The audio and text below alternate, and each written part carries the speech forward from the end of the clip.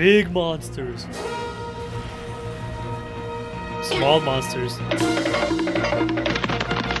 Big weapons. Small weapons.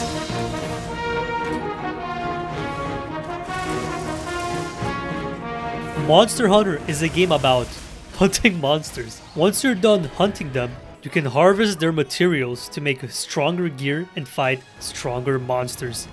This is the core of Monster Hunter's gameplay. You might be saying, yeah man, no shit, I could have gotten that from reading the title of the game. Okay, but did you know there's 14 unique weapons, each with their own unique playstyle?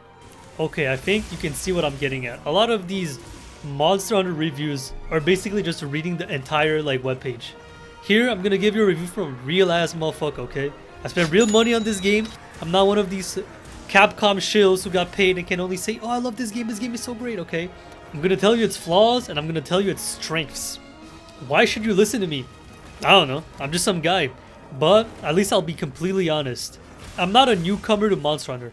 I've played Worlds and Rise, totaling around 700 hours total. And so far I have 53 hours on Monster Hunter Wilds and I finished the game completely and now I'm in the end game farming weapons. Let's begin with the bad news. The flaws of this game. Number 1. The performance is ass!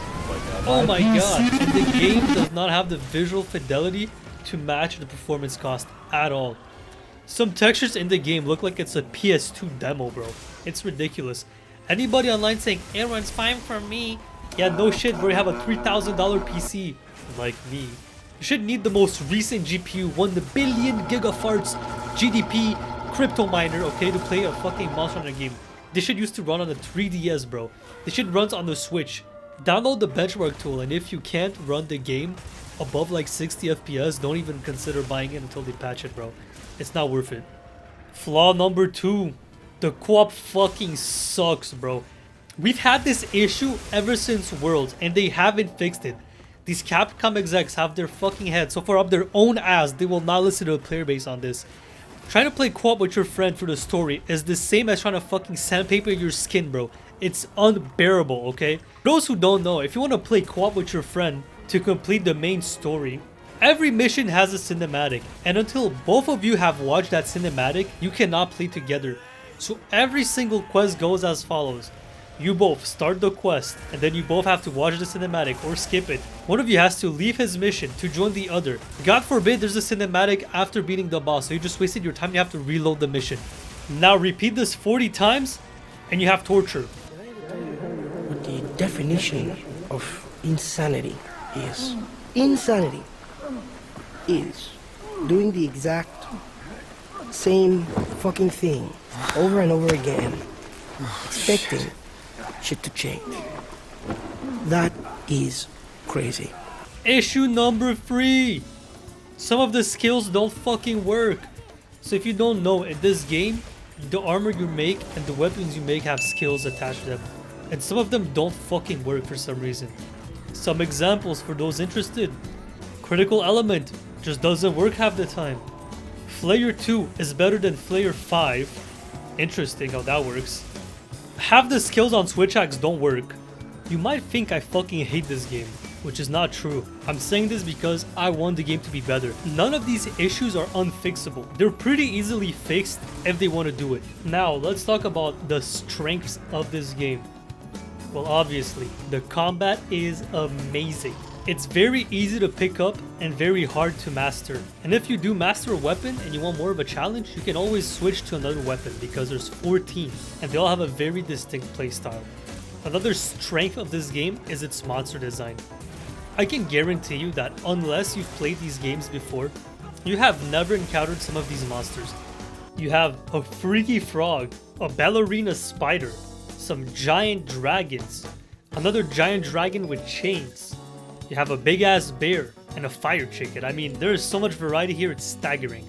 And all of these have such amazing attention to detail, it's insane. Like, you can find some videos of the people analyzing the monsters and you can see that their eyelids fucking move. Their attention to detail is amazing.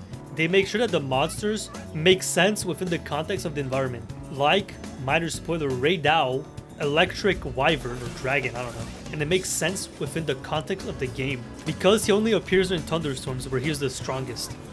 It really makes it feel like the world is alive because all of the ecosystems interact together. If you fished in the game, you can see that some of the small flying monsters actually dive and fish with you, which is insane.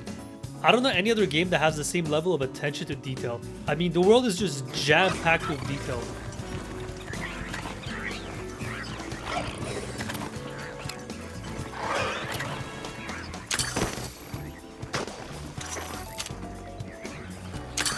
And they keep the same standard when making armor. You can see here that every armor design is unique and every weapon design is unique, and it clearly shows the personality of the monster that it came from. And to tie it all together, the game does look good. I know that I said previously that the visual fidelity is not amazing, which is true, but it doesn't take away from the fact that the game still looks amazing.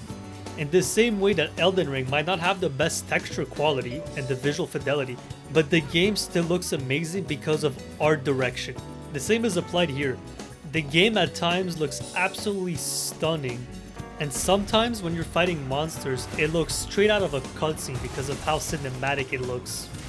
All of these factors together make the game extremely immersive. You can really get lost in the world. So if you have any responsibilities, you should not buy this game because you'll be hooked, man. If all of this sounds interesting to you, I would suggest you buy the game, but only if you can run it. If you can't, you should probably wait for a performance patch to make it playable. Personally, I rate this game a solid 8.5 out of 10.